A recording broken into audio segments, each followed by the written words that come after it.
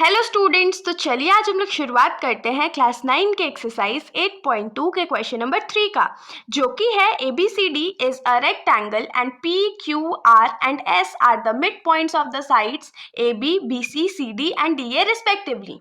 Show that the quadrilateral PQRS is a rhombus. तो इस question में हम लोगों को क्या बोला गया है कि हमारे पास एक रेक्टेंगल है जिसका नेमिंग ABCD करा गया है।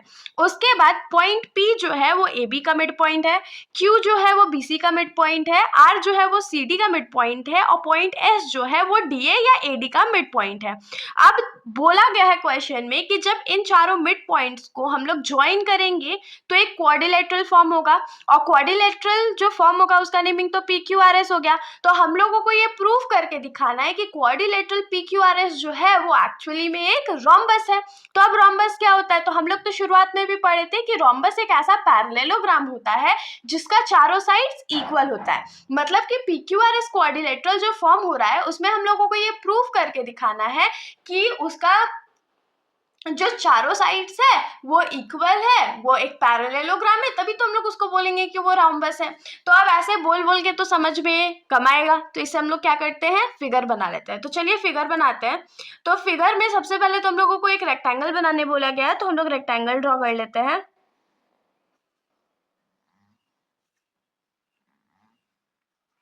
तो मान लेते हैं कि ये हमारा रेक्टेंगल है ABC और D। तो इसमें सबसे पहले हम लोगों को क्या बोला गया था कि साइड AB का मिड पॉइंट क्या है, तो P है, BC का Q है, CD का R है और AD या DA का S है। ये हमारा मिड पॉइंट्स हमने मार्क कर लिया है। अब हम लोगों को क्या करना है, तो इन चारों को सिंपली ज्वाइन कर देना है। तो चलिए हम लोग इसको फटाक से ज्वाइन कर लेते हैं।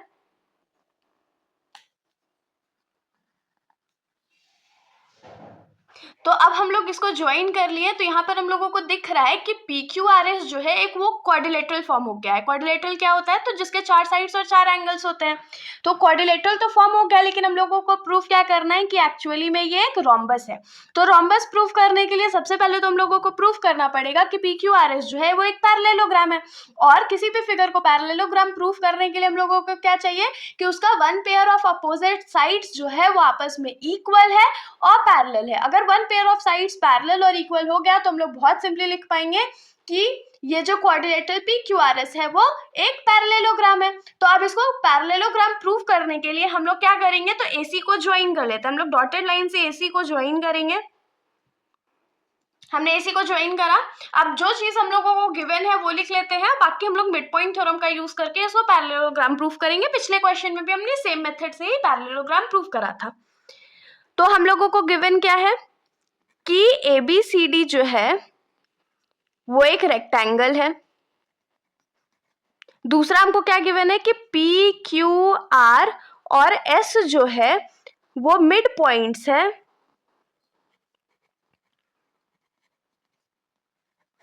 साइड AB, BC, CD और DA का हम लोगों को प्रूफ क्या करना है, तो प्रूफिंग हम लोग का है कि अंदर में जो क्वाड्रिलेटरल PQRS बन रहा है, PQRS इज अ रोम्बस। और इसके लिए हमने कंस्ट्रक्शन भी करा ना। हमने क्या कंस्ट्रक्शन करा कि हमने AC को ज्वाइन कर दिया। तो हम लोग क्या लिख देते हैं, टू कंस्ट्रक्ट। तो कंस्ट्रक्ट में क्या लिखेंगे कि ज्वाइन AC। अब क्या है, तो प्रूफ। तो प्रूफ पे आते हैं।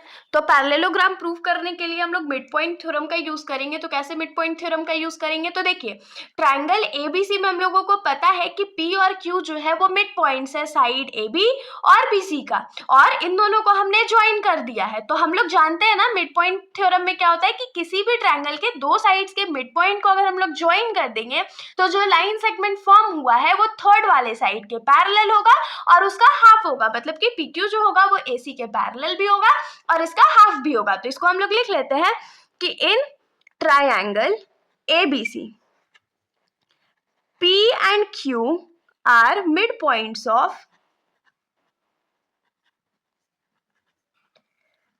side AB and BC respectively. AB और BC का क्या है, तो मिड पॉइंट है। तो यहां से हम लोग क्या लिख पाएंगे कि therefore by mid point theorem mid point theorem से हम लोग क्या करेंगे, तो हम लोग लिखेंगे कि पी क्यू जो है वो पैरेलल है ए सी का और पी क्यू जो है वो हाफ ऑफ ए सी है। हाफ ऑफ ए सी भी हमने लिख दिया और इसको मान लेते हैं to be equation number 1। Equation number 1 में P Q is parallel to A C भी आ रहा है और P Q is half of A C भी आ रहा है। अब सेम चीज हम लोग किसके साथ करेंगे, तो ट्राइंगल एडीसी के साथ करेंगे। तो ट्राइंगल एडीसी में देखिए एस और आर जो है वो मिड पॉइंट है साइड एडी और सीडी का। तो सिमिलरली मिड पॉइंट थ्योरम से हम लोग क्या लिख सकते हैं कि एस आर जो होगा वो पैरेलल होगा एसी के और उसका हाफ होगा। तो अब इतना दोबारा मेहनत करने से अच्छा है क्या, हम लोग वर्ड यूज करेंगे सिमिलरली। मैंने पिछले बार भी क्वेश्चन में बताया था कि बार बार एक ही प्रोसेस को रिपीट करने से बढ़िया है कि हम लोग सिमिलरली वर्ड का यूज कर लेंगे। तो यहाँ पर हम लोग क्या लिखेंगे कि सिमिलरली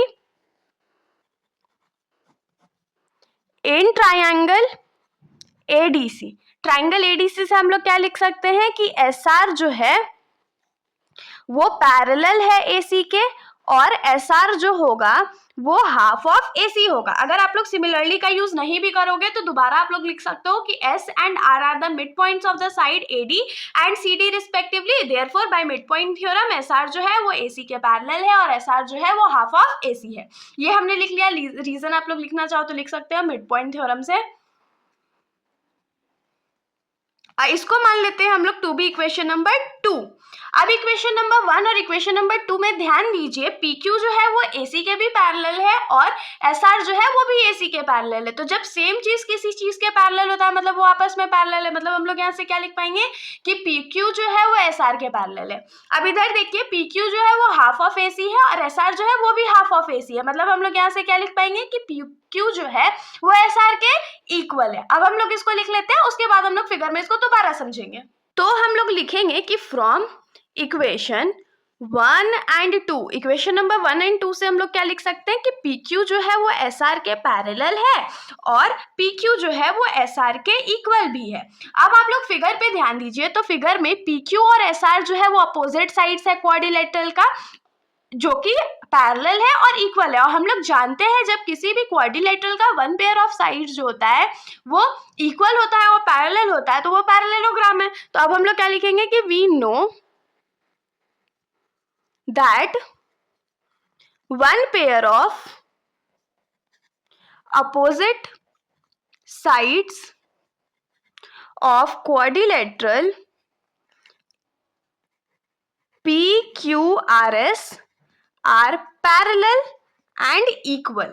Therefore हम लोग यहाँ से क्या लिख पाएंगे कि PQRS is a parallelogram। तो यहाँ पर हमने क्या प्रूव कर दिया कि PQRS जो है वो एक्चुअली में एक पैरेललोग्राम है।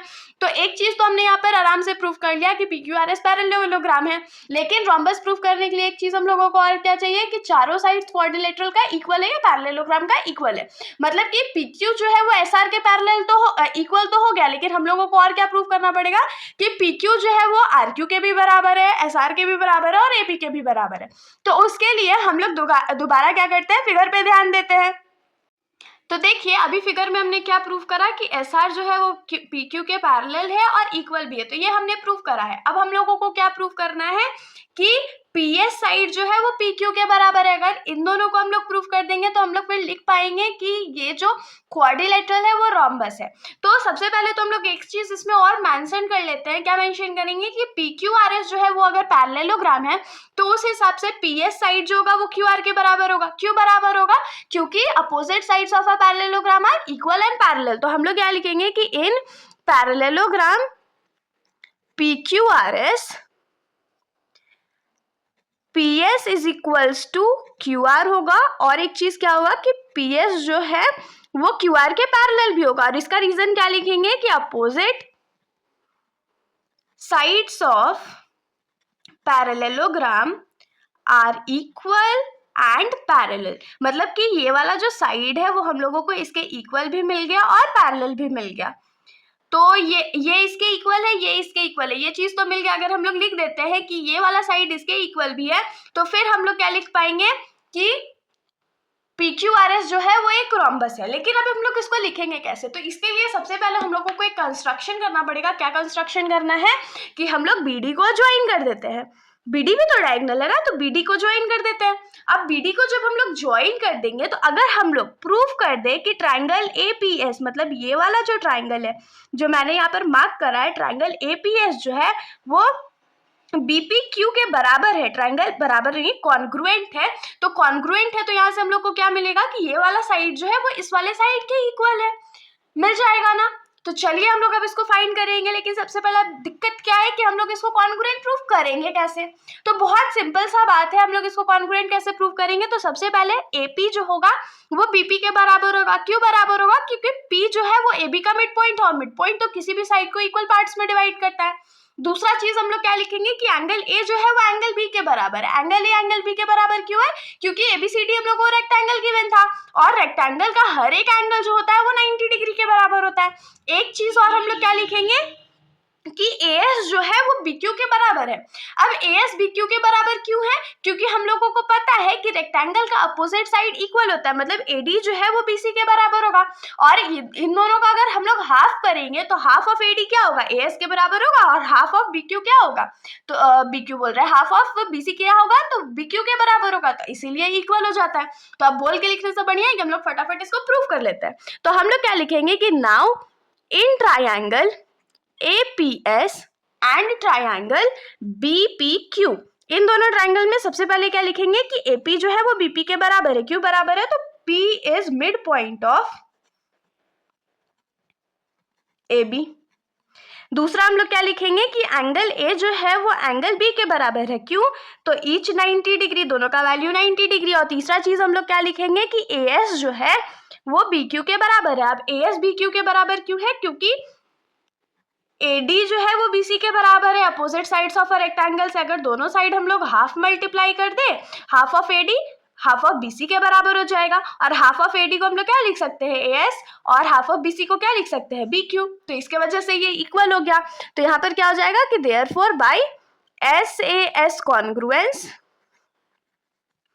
ट्राइंगल APS जो है वो कॉन्ग्रुएंट हो जाएगा ट्राइंगल BPQ के। अब जब ये दोनों ट्राइंगल आपस में कॉन्ग्रुएंट हो गए हैं तो यहाँ से हम लोग CPCT से क्या लिख सकते हैं कि साइड PS जो होगा वो साइड PQ के बराबर होगा CPCT के थ्रू। अब देखिए हम लोगों को क्या क्या मिल गया। हम लोगों को ये इसके बराबर मिला है, ये साइड इसके बराबर मिला, और ये साइड इसके बराबर मिला है। तो अगर इन तीनों को हम लोग इक्वेशन अज्यूम कर ले तो इस हिसाब से हम लोग क्या लिख सकते हैं कि ये जो ट्राइंगल होगा, ट्राइंगल बोल रहे सॉरी, ये जो क्वाड्रिलेटरल होगा वो एक पैरेलल रोम्बस होगा। तो यहाँ पर हम लोग मेंशन कर लेते हैं, कहाँ से मेंशन करें कि कौन किसके बराबर है। इसको मान लेते हैं टू बी इक्वेशन नंबर 3, इसको मान लेते हैं टू बी इक्वेशन नंबर 4, और जो अभी हमने प्रूव करा है इसको मान लेते हैं टू बी इक्वेशन नंबर 5। और आप लोगों की सहूलियत के लिए एक चीज और हम लोग क्या कर सकते हैं, फिर से अगर हम लोग सिमिलरली का यूज करें तो सिमिलरली यूज करके हम लोग क्या लिख सकते हैं कि ट्राइंगल CQR और ट्राइंगल DSR में भी हम लोगों को क्या मिलेगा कि SR साइड जो है वो CRQ के बराबर है। तो हम लोग लिख लेते हैं कि similarly in triangle CQR and triangle DSR हम लोगों को क्या मिलेगा कि QR साइड जो है वो SR साइड के बराबर है। CPCT के थ्रू ये बराबर मिल जाएगा, और इसको इक्वेशन नंबर 6 मान लेते हैं। तो ये जो चार इक्वेशन अभी हमने अज्यूम करा है, इक्वेशन नंबर 3, 4, 5 एंड 6 है, तो हम लोग इससे क्या लिख पाएंगे कि क्वाड्रिलेटरल PQRS जो है वो एक्चुअली में एक रोम्बस है। लिख लेते हैं इसको। तो क्या लिखेंगे कि फ्रॉम इक्वेशन 3, 4, 5 एंड 6 हम लोग क्या लिख सकते हैं कि सारे साइड्स जो है, मतलब PQ जो है वो QR के बराबर है, वो SR के भी बराबर है, और PS के भी बराबर है। एंड हम लोगों को एक चीज और क्या पता है कि PQRS जो है वो एक पैरेललोग्राम है। तो यहाँ से हम लोग क्या लिखेंगे कि हेंस PQRS जो है वो एक्चुअली में एक रोम्बस है। हम लोगों को यही प्रूफ करना था कि चारों साइड्स इक्वल है, क्वाड्रिलेटरल एक पैरेललोग्राम है, और जब कोई पैरेललोग्राम का चारों साइड्स इक्वल होता है तो वो एक रोम्बस होता है। तो इसके साथ हमारा ये जो सॉल्यूशन है यहीं पर खत्म हो जाता है। अगर आप लोगों को कोई भी डाउट हो तो आप लोग कमेंट सेक्शन में पूछ सकते हो, वरना अगर आप लोगों को वीडियो अच्छी लगी तो वीडियो को लाइक करिएगा, और मेरे चैनल को बिना सब्सक्राइब करे कहीं मत जाइएगा। Thank you.